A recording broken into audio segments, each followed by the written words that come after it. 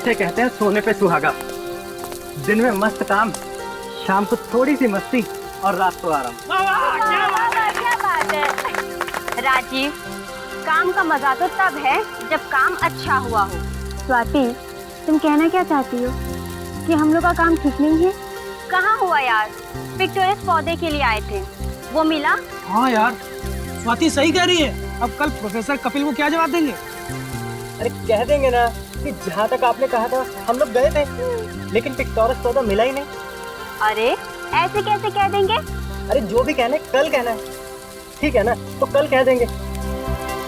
अब आप सब लोगों से तान्या कुछ कहना चाहते हैं। तान्या! ओए छुपी रुस्तम, क्या छिपा बैठा है? कहीं तुम्हारे पेरेंट्स शादी के लिए राजी तो नहीं हो गए? हाँ यार, क्या करते? अरे वाह, क्या बात है। अरे नहीं यार, ऐसा कुछ नहीं है। एक्चुअली आज सुबह ही सब कुछ फाइनल हुआ है। और तुम लोगों ने हमें बताया तक नहीं? कब है शादी? अगले महीने 23 तारीख को। और हाँ, तुम सबको आना है। अरे तुम नहीं भी बुलाओगे तब भी हम लोग पहुंचेंगे, है ना? खुशी का माहौल है, चले संगीत की तैयारी शुरू करते हैं। अंताक्षरी खेलते हैं। एक काम करते हैं, तुम लोग खेलो, तब तक मैं और राजीव थोड़ा घूम के आते हैं। अरे वाह, क्या बात है। अब होने वाले पति पत्नी को थोड़ा सा वक्त अकेले बिताने दो। हाँ हाँ, जाओ जाओ, लेकिन हाँ, ज्यादा दूर पे ना जाना। ओके बाबा, चलो enjoy yourself. Okay, bye bye. Bye bye. Take care. चलिए हम लोग गाना शुरू करते हैं। पता है राजीव, आज मैं बहुत खुश हूँ। मैं भी, जिससे चाहता हूँ उसी से शादी होगी। और पता है, इसका क्रेडिट ऋषभ और स्वाति को जाता है। हाँ, उन दोनों ने कितने पापड़ बेले हैं हमारे पेरेंट्स को मनाने के लिए। वो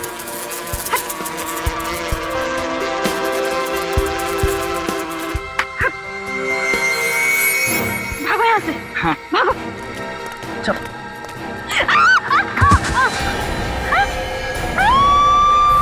अरे ये तो ताने की सीखने की आवाज है। क्या हुआ?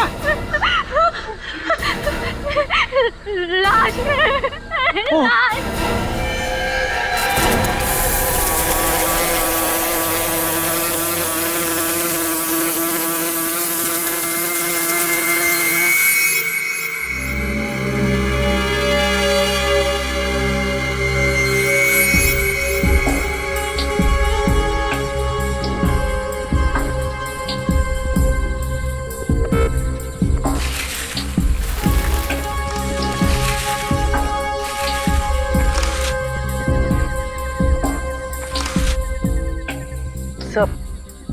लाश काफी खराब हो चुकी है। लगता है काफी टाइम हो गया लाश को यहाँ पे गाड़े हुए। हीरो ने भी काफी खा लिया है। लेकिन लाश को ऐसे क्यों गाड़ा? आधी लाश जमीन के अंदर और आधी जमीन से ऊपर। नहीं, गाड़ा तो पूरा ही होगा। शायद जानवरों ने लाश को बाहर खींच लिया है। खोदने के लिए ना।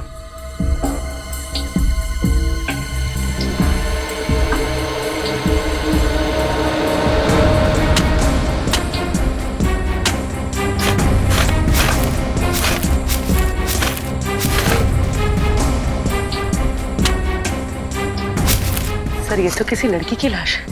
हाथ में चूड़ी और गले में मंगलसूत्र है। नहीं, ये बात पक्की है, चोरी के लिए खून नहीं किया गया है। चेक करो, देखो कुछ और दिखता है क्या।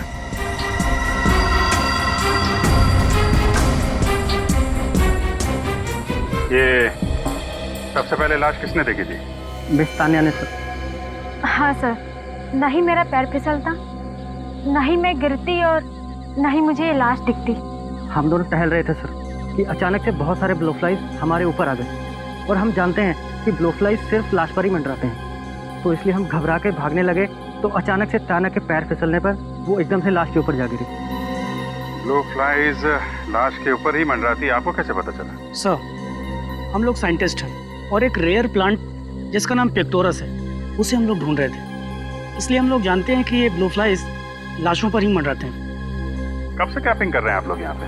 सर वैसे हम यहाँ पिछले 4 दिन से कैंपिंग कर रहे हैं। कल रात 2 किलोमीटर दूरी पे थे, आज शाम को ही यहाँ आए हैं। सर, कुछ भी पता नहीं चला। ठीक है, लाश को फोरेंसिक लैब भेज दो। सर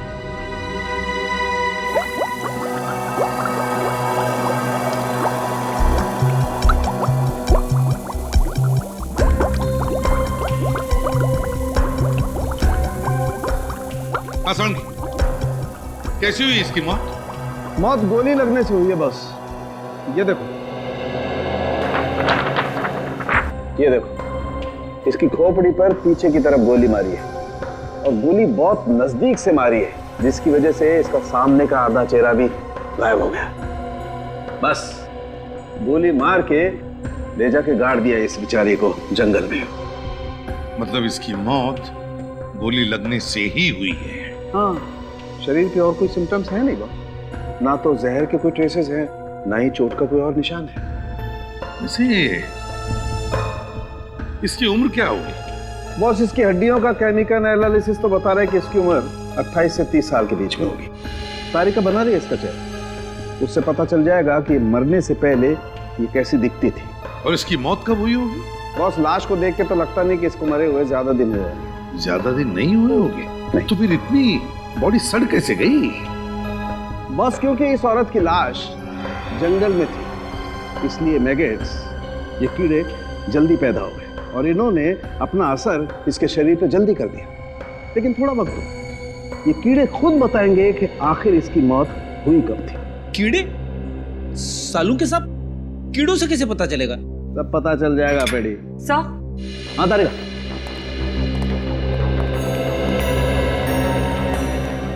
सर मरने से पहले ये औरत कुछ ऐसी दिखती होगी। रेडी? हमारे रिकॉर्ड से पता लगाओ क्या किसी ने इस औरत के गायब होने की रिपोर्ट लिखवाई है क्या? Yes sir.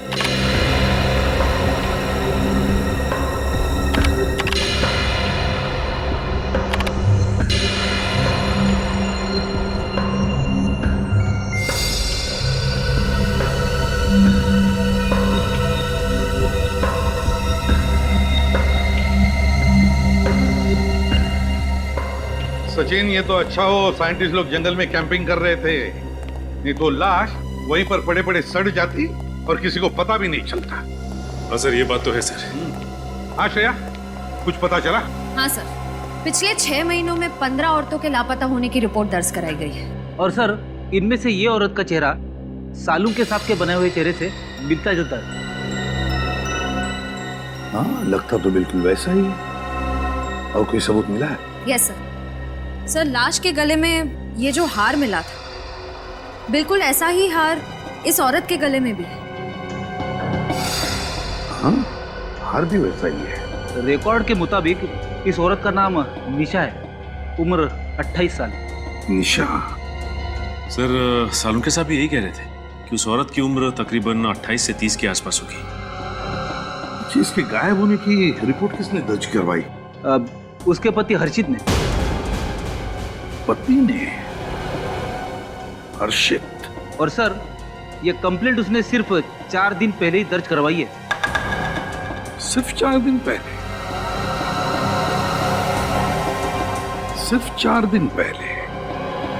उस औरत का चेहरा देखकर तो लगता है कि उसकी मौत कम से कम 10-12 दिन पहले हुई है। वही तो समझ में नहीं आ रहा है सर, निशा के पति ने उसके गायब होने की कंप्लेंट इतनी लेट क्यों लिखवाई?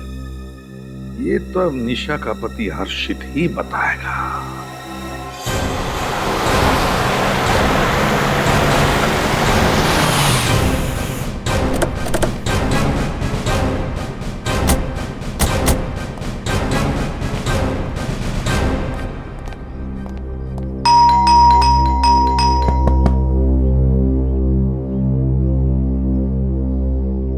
डॉक्टर हर्षित?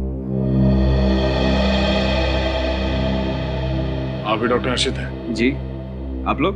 हम लोग सीआईडी से। आइए आइए, अंदर आइए। आइए आइए। नहीं, ठीक है। अच्छा डॉक्टर हर्षित, आपने रिपोर्ट लिखवाई थी कि आपकी पत्नी निशा पिछले 4 दिनों से गायब है। जी, 4 दिनों से गायब है या उससे पहले मुझे नहीं पता। मैं खुद यहाँ पे नहीं था। कहाँ थे? मैं कुछ ऑफिस के काम से पूना गया हुआ था, 1 मई से 10 मई तक। मतलब 1 मई से पहले निशा आपके साथ यहीं थी, घर पे?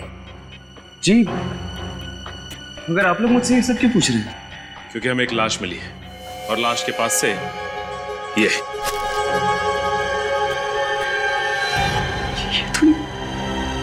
ये तो निशा का है।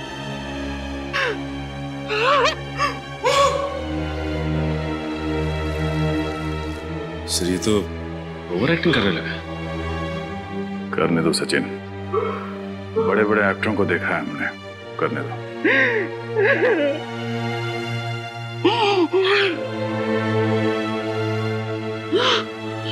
सर आप लोगों को निशा की लाश कहाँ मिली सर?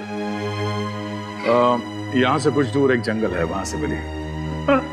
अच्छा डॉक्टर हर्षित, आपने अपनी पत्नी निशा से आखिरी बार कब बात की थी? सर जिस दिन मैं पूना के लिए निकला था उसी दिन बात हुई थी सर। उसके बाद मेरी बात नहीं हुई उससे। यू को यहाँ मुंबई में अकेले छोड़ दिया और बात करने की कोशिश तक नहीं की आपने? हाँ? कोशिश की थी सर मैंने, लेकिन उसका मोबाइल खराब था सर। अगर उसका मोबाइल खराब था तो लैंडलाइन पे फोन कर लेते। सर लैंडलाइन भी खराब था सर।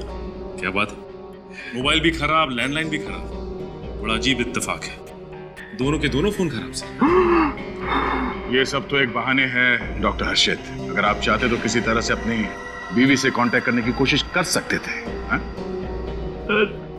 सर मैंने कोशिश की थी सर। हमारे नेबर मिसेस डिसूजा को भी बोला था कि चेक करने के लिए सर, लेकिन जब वो यहाँ आए तो निशा ने दरवाजा नहीं खोला सर। और हमारे पास कोई दूसरी चाबी भी नहीं है कि किसी को दे। और सर किसी के पास चाबी नहीं है सर हमारे घर की। हर्षित, हेलो सर, ये तेरा फोन। ये कौन है? सर मैं, ये मेरा बचपन का दोस्त अनुराग, इसी को दिया था मैंने फोन रिपेयर करने के लिए। पर तू रो क्यों रहा है? सब ठीक तो है? क्या हुआ? निशा। क्या हुआ निशा को? निशा इस दुनिया में नहीं रही। क्या? कब? कैसे? उसी बात की तहकीकात चल रही है। अब तो आपको यकीन हो गया ना सर, मैं झूठ नहीं बोल रहा था। डॉक्टर हर्षित, सच और झूठ का तो पता चल ही जाएगा। फिलहाल जब तक इन्वेस्टिगेशन पूरी नहीं हो जाती आप शहर छोड़ के बाहर नहीं जा सकते। श्रेया, निशा के सारे दोस्तों की जानकारी निकालो और उन सबको ब्यूरो बुलाओ। तुम सब निशा के करीबी दोस्त हो, है ना? तो क्या तुम में से कोई जानता है कि निशा की किसी के साथ कोई दुश्मनी थी या फिर कोई निशा से नफरत करता था? निशा बहुत शांत और मिलनसार स्वभाव की लड़की थी। सबकी मदद करती थी। उसका कोई दुश्मन कैसे हो सकता है? आप पिछले कई सालों से निशा को जानते हैं। उसका आज तक कभी किसी से कोई झगड़ा नहीं हुआ था। यहाँ तक कि वो कभी किसी पर गुस्सा भी नहीं करती थी, बुरा भला नहीं बोलती थी। बल्कि जब भी हम लोगों के बीच झगड़े होते थे तो सुलह वही कराती थी। हमें बहुत शौक लगा सर। हमें समझ नहीं आ रहा कि कोई भला निशा का खून कैसे कर सकता है। निशा का पति हर्षित वो तो 1 मई से लेकर 10 मई तक बाहर गांव गया था, मगर तुम लोग तो यहीं पर थे ना। तो क्या तुम में से किसी ने निशा के साथ बात की या फिर उसे मिलने की कोशिश की थी? क्या हुआ? है? तुम लोग चुप क्यों हो? तुम लोग निशा से मिले थे या नहीं? उससे बात की या नहीं? नहीं सर, निशा से बात किए बहुत टाइम हो गया। हम सब तो 15 दिनों के लिए राजस्थान घूमने गए थे। हाँ सर, ये 1 महीने पहले की बात है।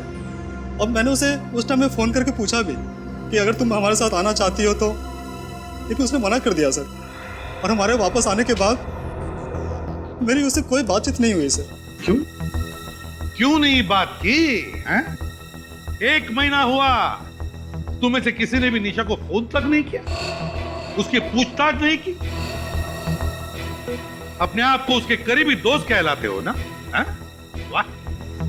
और फिर वो है निशा का पति जिसे उसकी चिंता ही नहीं। और एक तुम निशा के सबसे करीबी दोस्त। वाह रे वाह दोस्त। सर लगता है कि निशा के परिवार वालों को निशा की चिंता थी ही नहीं, बनाई उसके दोस्तों को। नहीं सर, ऐसी कोई बात नहीं है सर। ऐसी कोई बात नहीं तो फिर और क्या बात है? अगर तुम में से किसी को भी ख्याल होता ना निशा का, तो आज बेचारी वो जिंदा होती। सर, मैं कुछ कहना चाहती हूँ। अब क्या कहना बाकी है, हैं? चलो बताओ। सर, मैं निशा से मिली थी। निशा से मिली थी? कब? 7 मई को मैं उसके घर गई थी उससे मिलने। मुझे समझ नहीं आ रहा है ये बात मुझे कहनी चाहिए भी या नहीं। मैं इसमें फंसना नहीं चाहती। और तब निशा घर पे थी? जी हाँ, बिल्कुल सही सलामत। तुम्हें पूरा यकीन है 7 मई को ही तुम मिली थी निशा से? जी हाँ। अच्छा, तो उस वक्त निशा का बर्ताव कैसे था? मेरा मतलब है क्या वो ठीक ठाक थी? कोई टेंशन वगैरह था उसे? जी हाँ, थोड़ी सी परेशान दिख रही थी, टेंशन में थी। मैंने जब उससे पूछने की कोशिश की तो उसने मुझे कुछ नहीं बताया। ठीक है, तुम लोग जा सकते हो, लेकिन जब तक हमारा इन्वेस्टिगेशन पूरा नहीं होता तुम लोग शहर छोड़कर नहीं जाओगे, समझे?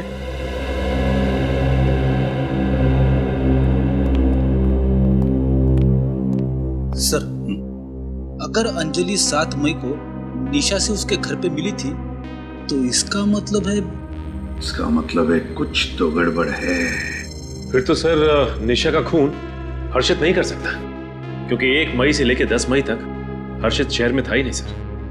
ऐसा हर्षित कह रहा है सचिन, हर्षित कह रहा है, लेकिन हमने कहां कंफर्म किया है कि वो 10 दिन के लिए शहर में था भी या नहीं। और फिर अगर वो 10 दिन के लिए बाहर गया भी तो 1 दिन के लिए वापस आकर भी जा सकता है।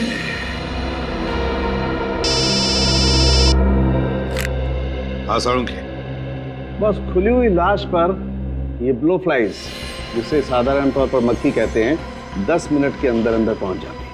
और लाश पर पहुंचने के कुछ ही देर में ये ब्लो फ्लाइज अंडे देना शुरू कर देती है।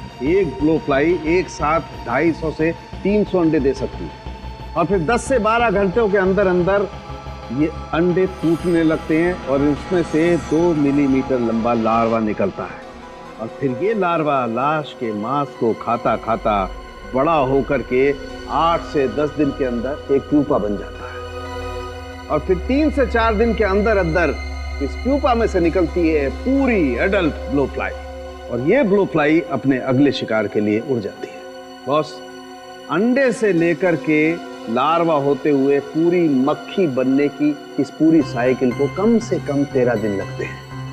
और बॉस, मुझे इस लाश पर से एक ब्लो फ्लाई मिली, और इसे स्टडी करने के बाद मैं दावे के साथ कह सकता हूं बॉस कि इसकी मौत कम से कम 13 दिन पहले हुई है।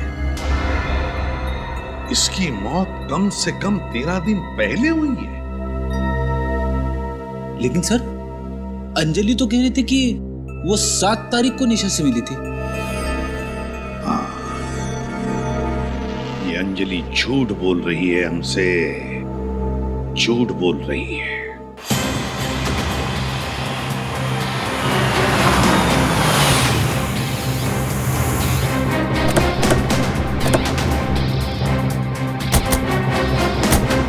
निशा की सहेली अंजलि जितनी भोली दिखती है उतनी भोली है नहीं। पहले तो झूठी कहानी बनाई, अब खुद गायब है।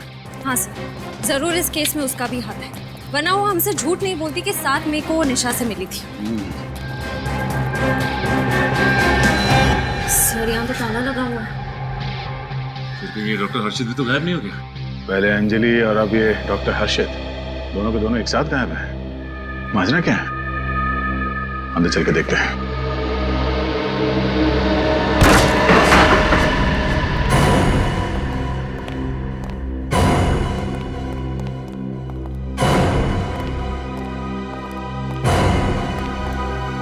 घर का कोना कोना छान मारो।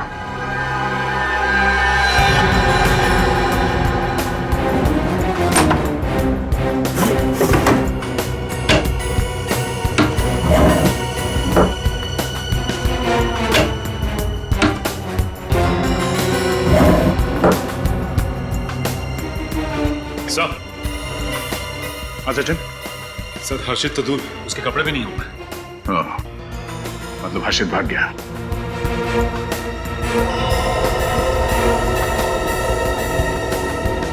सर हर्षित, सर ये देखिए, लगता है खून का निशान है। श्रेया, ये खून है या नहीं इसे कंफर्म करना पड़ेगा। जरा गाड़ी से ट्रेन लेना। सर कहीं इस हर्षित और अंजलि के बीच में कोई रिलेशन तो नहीं है?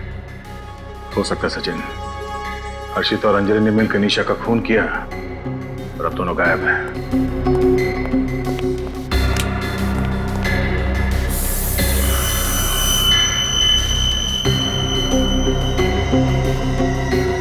सर ये तो खून ही है। सर इसका मतलब डॉक्टर हर्षित ने निशा का खून इस घर में ही किया है। अगर डॉक्टर हर्षित ने निशा का खून यहाँ इस घर में किया तो उसकी लाश वहां जंगल कैसे ले गया होगा? गाड़ी से? और सर डॉक्टर हर्षित की गाड़ी तो बाहर ही खड़ी। चलो देखते हैं। ये लो, डॉक्टर हर्षित हड़बड़ी में घर से तो भाग गया, और अपनी गाड़ी लेकर नहीं गया। सर हो सकता है जल्दबाजी में वो टैक्सी में चला गया हो या फिर अंजलि की गाड़ी में भाग गया हो। ये भी तो हो सकता है कि वो अच्छी तरह से जानता था कि अगर वो अपनी गाड़ी लेकर जाएगा तो गाड़ी आसानी से ट्रेस कर ली जाएगी।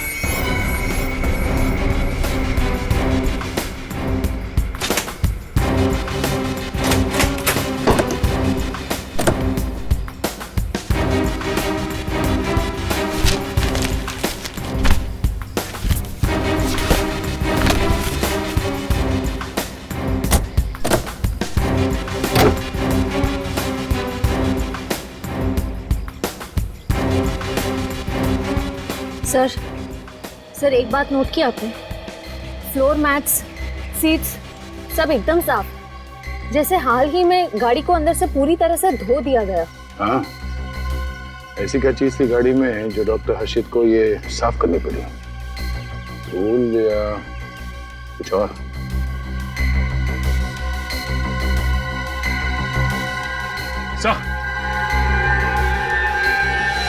अच्छा जी, ये देखिए, यहाँ पे भी खून लगा हुआ है। टिक्की के अंदर खून के निशान। एक बात तो पक्की हो गई कि डॉक्टर हर्षित ने अपनी बीवी निशा को घर के अंदर मारा और फिर उसकी लाश को गाड़ी के डिक्की में डाल के जंगल में ले जाके फेंक दिया। एक काम करते हैं, आस पड़ोस के लोगों से पूछताछ करते हैं, किसी ने कुछ तो देखा होगा। मैंने कुछ नहीं देखा। अरे मैं अभी तो अपने बेटी के घर से आई हूँ। बेटी के घर थी मैं, और मैं नहीं जानती ये हर्षित कहाँ है। माँ जी, आप अपने बेटी के घर कितने दिनों तक थी? ये लो, पहले मेरी सास थी मुझसे ये सब पूछने के लिए, और उसके बाद मेरा पति, और अब ये सीआईडी हमसे हिसाब मांगेगी। हम कहाँ थे, कितने दिन के लिए थे? अरे मेरी बेटी है और मेरी मर्जी है, मैं चाहे जितने दिन चाहूं अपनी बेटी के यहाँ रह सकती हूँ। तुम होते कौन हो मुझसे ये सब पूछने वाले? माँ जी आप तो बुरा मान गई, हमारा ये मतलब नहीं था। अरे मैं तो अपनी बेटी के यहाँ 4 दिनों के लिए गई थी। अरे उसके बच्चों की परीक्षा थी ना, तो थोड़ी मदद करने।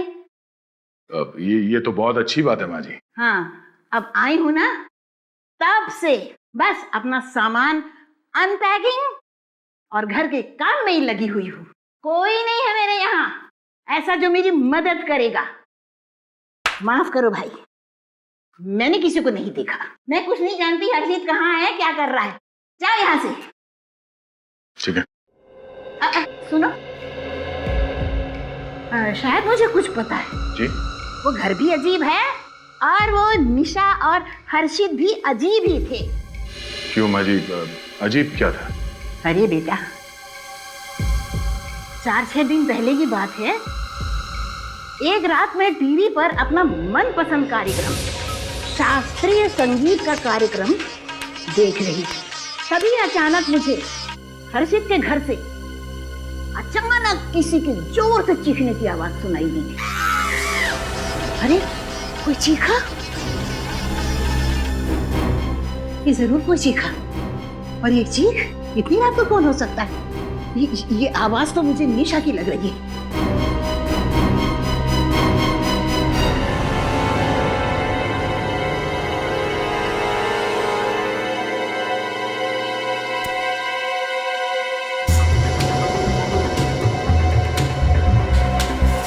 अरे इनके घर की तो सारी लाइट्स बंद है और मैंने चीखने की आवाज तो यहीं से सुनी थी और आवाज भी निशा की लग रही थी। निशा, पता नहीं क्या कर रहे हैं भाई, चीखने की आवाज तो मुझे निशा की लगी। पता करती हूँ भाई, दरवाजा खटखटाती हूँ। निशा, अरे ओ निशा, निशा।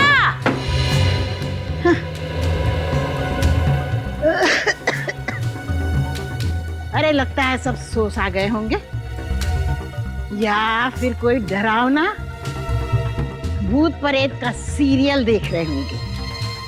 अरे बाबा, मैं तो ऐसे सीरियल कभी न देखूं। सर, ये औरत तो बड़े यकीन के साथ कह रही थी कि 6 दिन पहले रात में जो उसने चीखने की आवाज सुनी वो निशा की थी, और चीख सुनने के 20-25 मिनट बाद उन्होंने किसी गाड़ी की आवाज सुनी।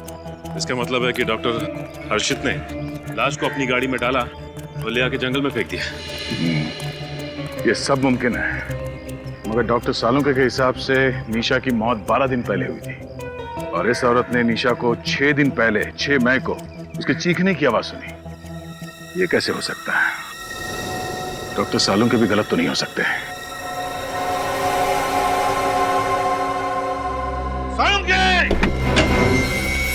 सालुंके, समझता क्या है तू अपने आप को? समझता क्या है? क्या हुआ है? तो चिल्ला क्यों रहे हो? चिल्लाओ नहीं तो क्या तारीफ करूं तेरी? तेरी वजह से पता कितनी गड़बड़ हो गई। क्या बात है यार, साफ साफ तो बोलो। तो फिर साफ साफ सुन ले, दिमाग खराब हो गया तेरा। सकिया गया तू। अरे दिमाग, हाँ तू रिटायर हो जा तू। फ्रेडी सर, आखिर हुआ क्या है? अरे उससे क्या पूछते हो? मुझसे पूछो, पूछो ना, अपने बॉस से पूछो, सालुंके सर से पूछो। क्या क्या हुआ बताओ तो। तूने गलत इंफॉर्मेशन दी और उसकी वजह से निशा की केस बिगड़ गई है। सालुंके, क्या गलत इंफॉर्मेशन दी मैंने? क्या गलत इंफॉर्मेशन दी? तो सुन, तूने कहा था ना कि बॉस, मैं दावे के साथ कहता हूँ कि निशा की मौत 13 दिन पहले हुई है, मतलब 30 अप्रैल को हुई है। कहा था ना? हाँ, तो इसमें गलत क्या है? क्या गलत है? सालुंके, निशा की मौत 13 दिन पहले नहीं बल्कि 7 दिन पहले हुई है। 7 दिन पहले। समझो? कोई सबूत है तुम्हारे पास? सबूत नहीं, गवाह है हमारे पास, गवाह है। गवाह? हाँ सालुंके साहब, निशा की पड़ोसी ने 6 मई की रात को निशा के चीखने की आवाज सुनी थी। अरे पर ये कैसे हो सकता है? ये नहीं हो सकता है। This is impossible. कैसे इम्पॉसिबल? हाँ, क्यों इम्पॉसिबल? ये ब्लो फ्लाइज मुझसे झूठ नहीं बोल सकती है प्रद्युमन। ये ब्लो फ्लाइज हैं, मक्खियां हैं, कोई इंसान नहीं है जो अपनी उम्र छुपा जाए। और आज तक मुझसे कोई गलती नहीं, तो आज मुझसे कोई गलती क्यों होगी यार? हो सकती है क्या सालुंके? गलती हुई है गलती तेरे से। तूने गलती की है सालुंके।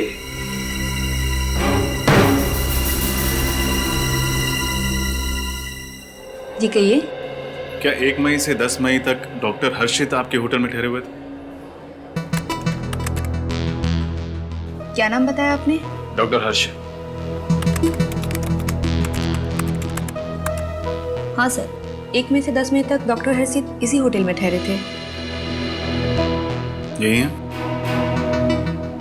सर, ये डॉक्टर हर्षित है या नहीं ये नहीं बता सकती, पर कुछ दिन पहले इन्हें होटल में देखा जरूर था।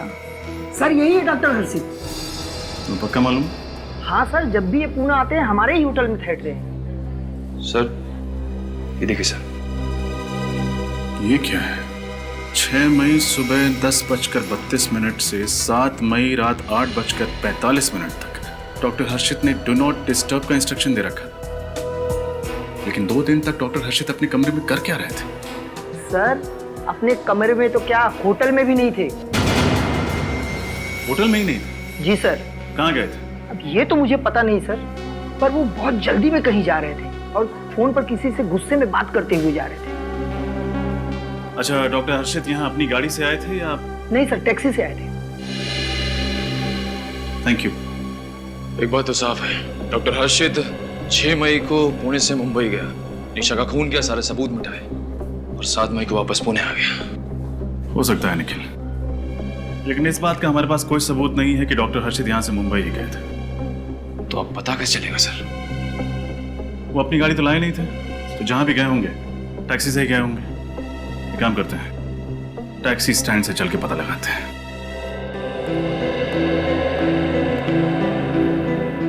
सब बताइए ना, हुआ क्या है? सब प्लीज बताइए क्या हुआ?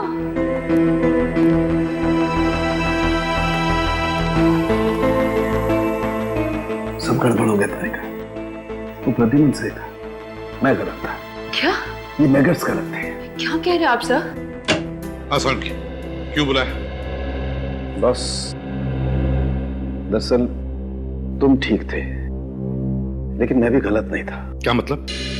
पूरी बात सुनो बॉस। मैं जिन कीड़ों को टेस्ट कर रहा था वो कीड़े नकली थे। क्या मैगट्स नकली थे? हाँ। ये कैसे हो सकता है? सालुंकी, ये कैसे हो सकता है? हाँ? तूने ही तो कहा था ना कि ये मक्खियां इंसानों की तरह अपनी उम्र झूठी नहीं बता सकती। फिर ये कैसे हुआ? बॉस ये मक्खियां अभी भी झूठ नहीं बोल रही। फिर वही बात सुन लो। ये कीड़े हैं तो 13 दिन पुराने, लेकिन ये निशा की लाश के नहीं है। क्या? निशा की लाश के नहीं है? नहीं। तो फिर किसके? ये कीड़े किसी और के हैं बॉस। किसी और लाश पर से किसी ने कीड़े उठाकर निशा की लाश पर लाकर के रख दिए। सर इसका मतलब उसकी मौत 6 मई को ही हुई थी, उस गवाह के मुताबिक 7 दिन पहले। हाँ बॉस, तो ये बात है। इसीलिए वो 7 दिन का फर्क मौत में है। मतलब कोई चाहता था कि हमें लगे कि निशा की मौत 7 दिन पहले नहीं बल्कि 13 दिन पहले हुई है। मगर सर ऐसा काम कौन कर सकता है?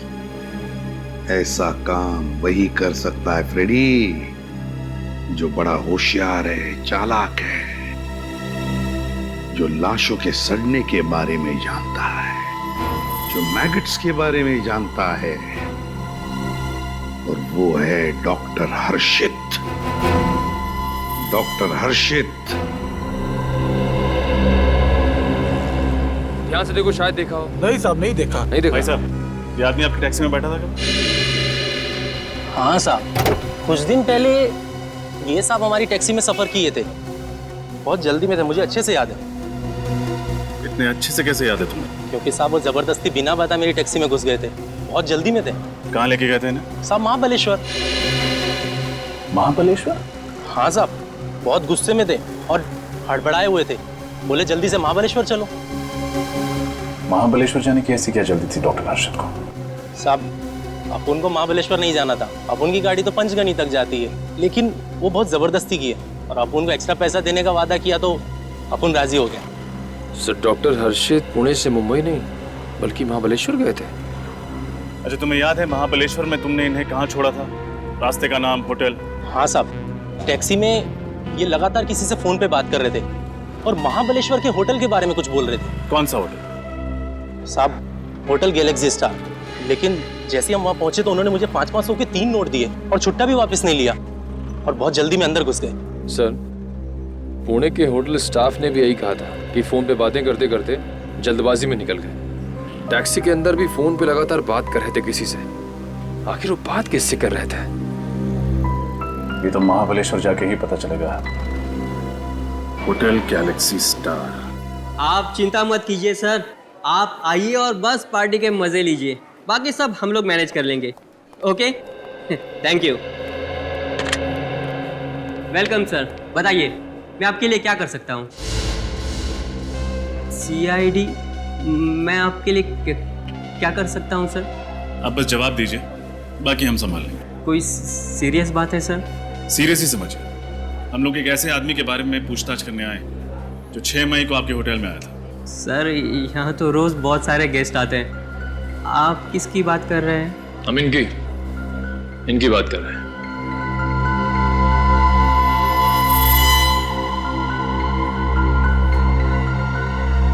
ये आदमी, ये तो वही पागल आदमी है सर। मुझे तो पहले से लगा कि ये आदमी सही नहीं है। पागल आदमी? नहीं, ये डॉक्टर है, इनका नाम हर्षित है। डॉक्टर है? पर सर उस दिन तो एकदम पागलों की तरह बर्ताव कर रहा था ये। अच्छा, ये यहाँ पे आए कब थे? सर अभी बताता हूँ।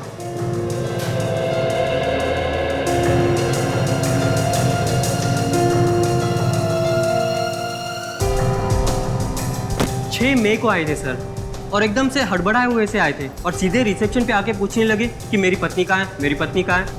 पत्नी? उनकी पत्नी यहीं ठहरी हुई थी? नहीं सर, लेकिन वो बोल रहे थे कि उनकी पत्नी निशा मुसीबत में है, उसकी जान को खतरा है, और हमने उन्हें फ़ोन करके यहाँ महाबलेश्वर बुलाया। हाँ सर, वो बोल रहे थे कि होटल गैलेक्सी स्टार के मैनेजर ने उन्हें फ़ोन करके यहाँ बुलाया था। कौन है मैनेजर? सर मैनेजर तो मैं ही हूँ, पर मैंने कोई फ़ोन नहीं किया था, और निशा नाम की कोई औरत भी यहाँ पर नहीं ठहरी थी। तो फिर वो ये सब कैसे कह रहे थे? हाँ सर, बोल रहे थे कि उनकी पत्नी ने यहाँ किसी आदमी से झगड़ा मोल लिया है, बहुत कहा सुनी हुई है, और मैंने उन्हें फ़ोन करके यहाँ बुला लिया और कहा कि अपनी पत्नी को बचा लें। उसके बाद क्या हुआ? बस सर, हमने उन्हें बहुत समझाया कि हमने कोई फ़ोन नहीं किया। बस सर, उसके बाद उसका फ़ोन आया और वो बात करते हुए चले गए।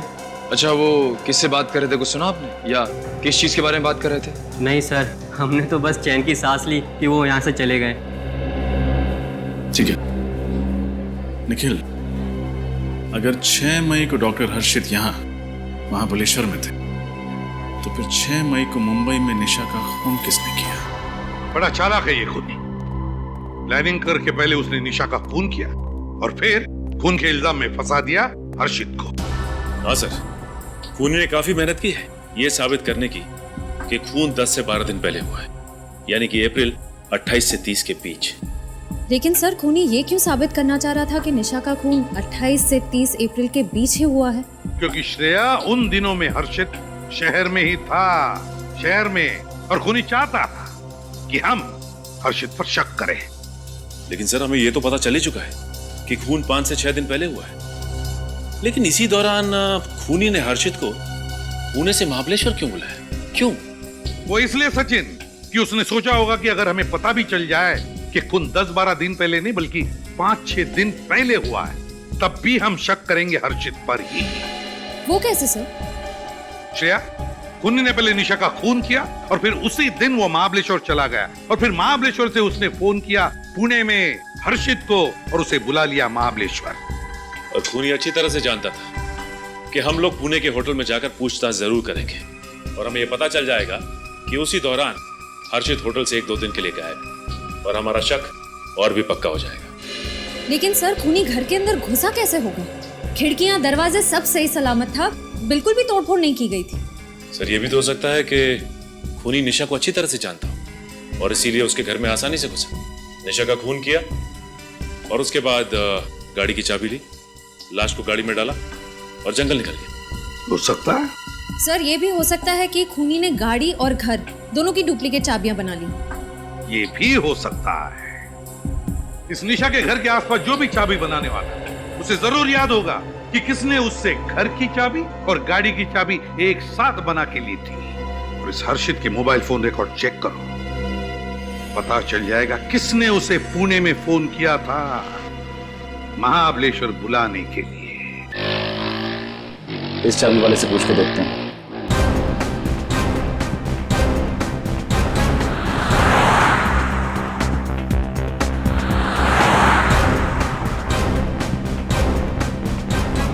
बोलो साहब, कौन से ताले की चाबी बनानी है? तुमने कौन से ताले की चाबी बनाई थी वो जानना है। क्या साहब, क्या बात कर रहे हैं? मैं कुछ समझा नहीं। समझ जाओ, हम सीआईडी से। सीआईडी? मैंने कुछ नहीं किया साहब। अरे मैंने कब कहा कि आपने कुछ किया है? हो सकता है किसी ने आपसे कुछ करवाया हो। अच्छी तरह से याद करके बताना। कोई आदमी आया था तुम्हारे पास 2-2 डुप्लीकेट चाबियां बनवाने, एक अपने घर के लिए, एक अपनी गाड़ी के लिए। याद है ना साहब, एक साहब आया था 8 या 9 दिन पहले, उसके घर की चाबी खो गई थी, तो बोला चाबी बनानी है। हम बोले ठीक है बना देंगे, अपना तो काम ही है चाबी बनाना, लेकिन जब तक उससे घर का दरवाजा नहीं देखेंगे तब तक चाबी कैसे बनाएंगे? फिर उसने क्या कहा? पहले तो कुछ नहीं बोला, उसका मुंह तो एकदम छोटे एक लीवर के ताले के माफिक हो गया। फिर कुछ सोच के बोला कि ठीक है चलो। यानी कि तुम उसके घर गए थे? घर के बाहर तक गया था, उसके दरवाजे का लॉक देख के बोला कि आधे घंटे में बना देगा। फिर उसने अपनी गाड़ी दिखाई, बोले इसकी भी चाबी बना डालो, सेफ्टी के लिए एक चाबी और चाहिए। अपन ने बोला ठीक है बना देता हूँ, इसमें कौन सी बड़ी बात है। उसका घर कहाँ है? बस आगे से राइट में सेकंड गली में सेकंड घर। सर ये तो डॉक्टर हर्षित के घर की तरफ इशारा कर रहा है। क्या वो आदमी यही था? नहीं साहब, ये नहीं था। तुम्हें उस आदमी की शक्ल याद है ना? याद है ना साहब, ऐसे कस्टमर को कौन भूलेगा। अरे मुंह मांगा पैसा दिया था, डबल पेमेंट किया था, डबल। निखिल, इसको ब्यूरो लेके जा और स्केच आर्टिस्ट के साथ बैठा, पता तो चले कि वो आदमी था कौन। देखो, जिसने भी तुमसे चाबी बनवाई ना, उसके चेहरे की एक एक बारीकी बताओ हमारे आर्टिस्ट को, समझे? भूल मत करना। हाँ श्रेया, नंबर के बारे में क्या पता चला? सर अभी तक तो कुछ पता नहीं चल पाया, कोशिश जारी है सर। जल्दी करो श्रेया, हमारे पास वक्त बहुत कम है। Yes sir. सर एक बात समझ में नहीं आ रही है कि खूनी ने हर्षित को महाबलेश्वर क्यों बुलाया? मुंबई भी तो बुला सकता था। ये गलतियों कभी नहीं करता। अगर हर्षित मुंबई आता तो उसे पुणे के होटल में से चेकआउट करना पड़ता, और मुंबई आते उसे पता चल जाता कि निशा गायब है, तो जाकर पुलिस में दर्ज करता रिपोर्ट। समझ में नहीं आ रहा कि ये खूनी चाहता क्या था सर? खूनी चाहता था एक तीर में दो शिकार। मतलब निशा का खून और हर्षित को सजा? दोनों का दुश्मन था एक खूनी। सब पता चल गया। 5 तारीख को हर्षित को इस नंबर से फोन किया गया था। कहाँ का नंबर है ये? सर महाबलेश्वर के किसी एसटीडी बूथ का नंबर है ये। महाबलेश्वर के किसी एसटीडी बूथ का नंबर? सर ये खूनी हर कदम सोच समझ कर उठा रहा है। हाँ, बड़ा चालाक समझता है अपने आप को, लेकिन उसे मालूम नहीं सीआईडी वालों से पंगा लिया है उसने। सर स्केच रेडी है।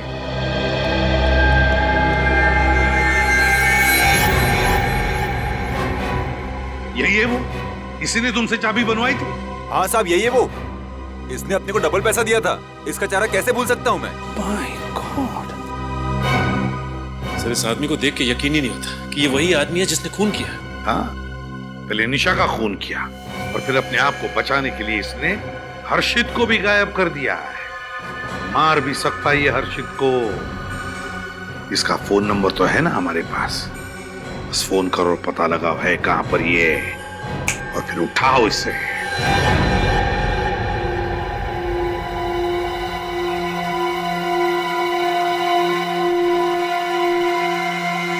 हर्षित,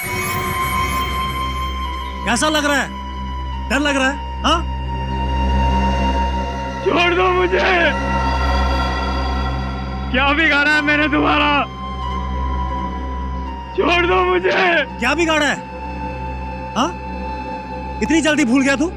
याद कर 6 साल पहले की वो शाम, जब उस जुर्म के लिए तूने मुझे जेल भिजवाया था। वो जुर्म जो मैंने कभी किया ही नहीं था। मुझे लगा तुम उस बात को भूल चुके हो। हर्षित, ऐसी बात को कोई कैसे भूल सकता है? कैसे भूल सकता है? मैं तुझे कभी माफ नहीं कर सकता। वो 6 साल जेल में मैंने कैसे काटे हैं मुझे पता है। वो पल पल की घुटन मैंने सही है, तेरी सजा मैंने काटी है। और तू कह रहा माफ कर दूं? नहीं, बिल्कुल नहीं। तुझे तेरे किए की सजा जरूर मिलेगी, और वो सजा मैं दूंगा तुझे। मैं। क्या करोगे तुम? इतनी जल्दी क्यों है? हाँ, अभी बताता हूं।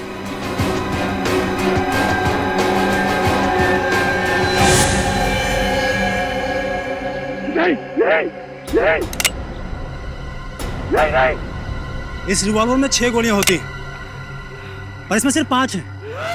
तुझे पता है एक गोली कहां गई? पता है? नहीं। इस गोली से एक का खून कर चुका हूं मैं। किसका? तुम्हारी प्यारी बीवी निशा का। नहीं। हाँ, मैं तुम्हें नहीं छोड़ूंगा। चिल्ला मत, ऊंची आवाज पसंद नहीं है मुझे, चीख मत। 6 साल की सजा, बंदूक की 6 गोलियां लेंगी। पहली गोली चली निशा पर, दूसरी चलेगी तेरे पर। तुझे पता है, जब मैं जेल में था ना, यही सोचता था कि बाहर जाकर तेरे से बदला कैसे लूंगा। हर एक गोली, हर एक साल का बदला लेगी तेरे से, जो जेल में मैंने काटे हैं।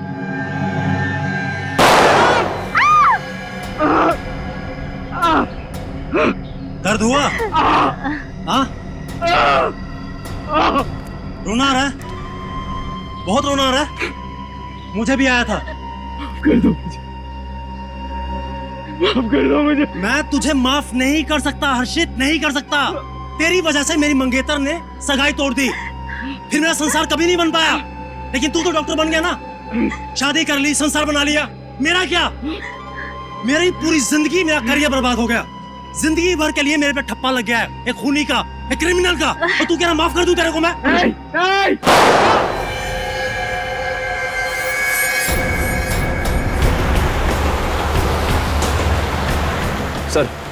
सिग्नल इधर से आ रहा है। किधर है? देखिए सर। किधर? मैं जेल में सड़ता रहा, जिंदगी को कोसता रहा तेरी वजह से। सर ये तो वही जंगल है जहाँ खूनी ने निशा की लाश को गाड़ा था। इस सदमे में मेरी माँ गुजर गई तेरी वजह से। कहीं खूनी ने हर्षित को भी तो नहीं मार दिया? शायद अभी नहीं। मार दिया होता तो खूनी भाग जाता। सिग्नल यही है, मतलब है यहीं कहीं। सर सिग्नल इधर से आ रहा है। इधर? आजा। मैं अनाथ हो गया, अकेला हो गया, बदनाम हो गया मैं तेरी वजह से।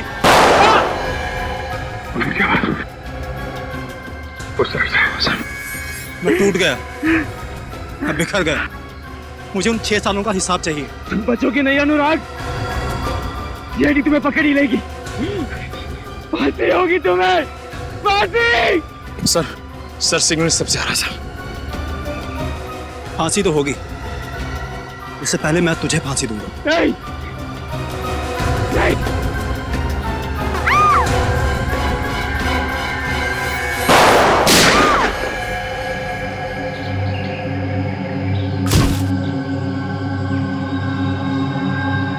हर्षित को हॉस्पिटल लेके जाओ जल्दी।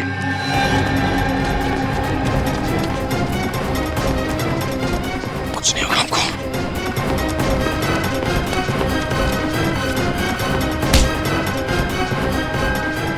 अभी भी भाग रहा है?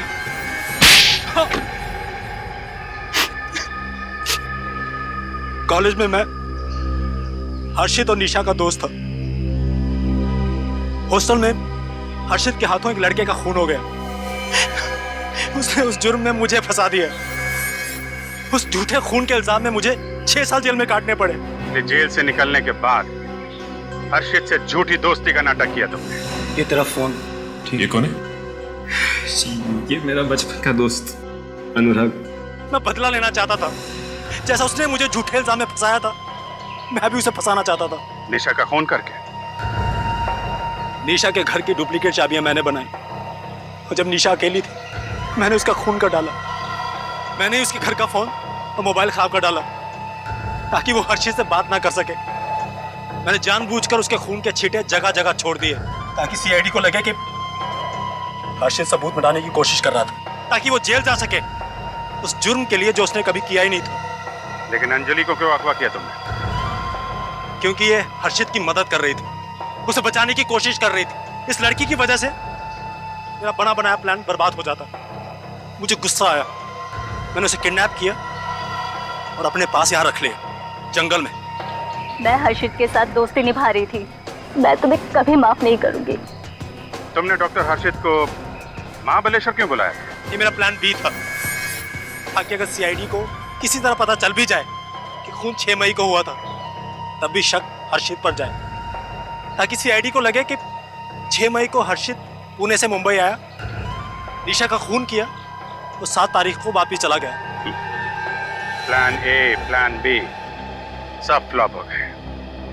जब तुम्हें लगा कि तुम्हारा भांडा फूट जाएगा तो तुम अंजलि और डॉक्टर हर्षित को यहाँ जंगल में लेके आए उनका खून करने।